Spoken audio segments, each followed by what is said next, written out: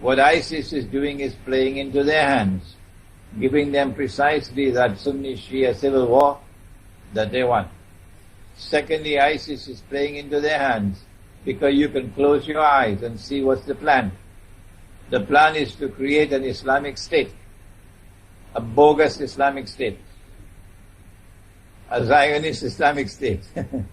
And that Islamic state will claim to recover the Khilafah or the Caliphate, the Sunni Caliphate. You can see in advance this is what they're planning. But it cannot be a real Caliphate. No. It's going to be a bogus Caliphate. And I'm saying that up front. The master craftsman is hell-bent on fomenting Shia-Sunni civil war. And in order to foment Shia-Sunni civil war, he has to demonize the Shia so that the Sunni become all revved up for war with the Shia. And that has been going on for some time now.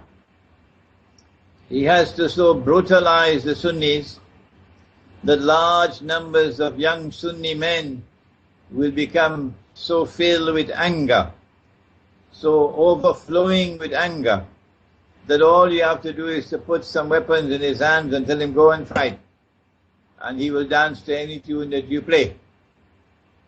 So what they did in Libya, and then what they did in Syria, is what they're now doing in Iraq.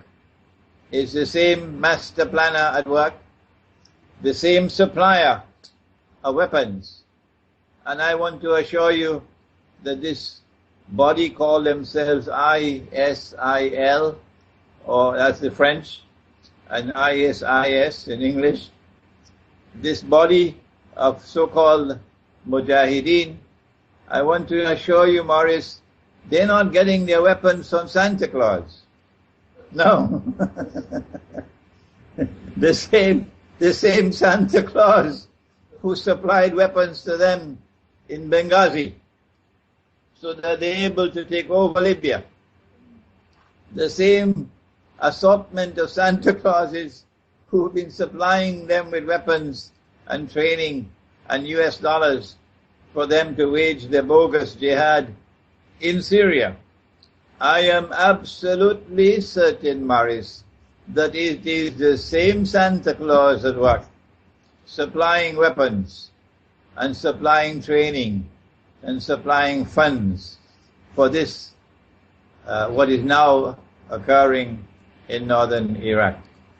And the purpose is, of course, ultimately to serve the cause of the Zionists, would feel a certain amount of grievances over majority Shia rule when they have been ruling over the country for so long.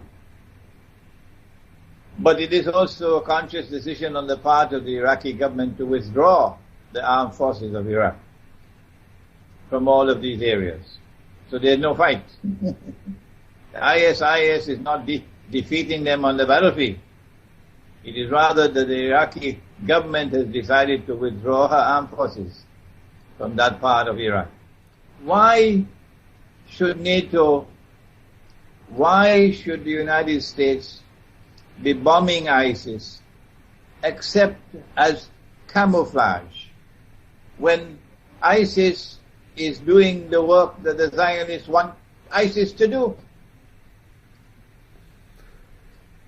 To return to Iraq for 1 second, where is this leading to? Is there any light at the end of the tunnel? Do you just see a Shia-Sunni civil war only?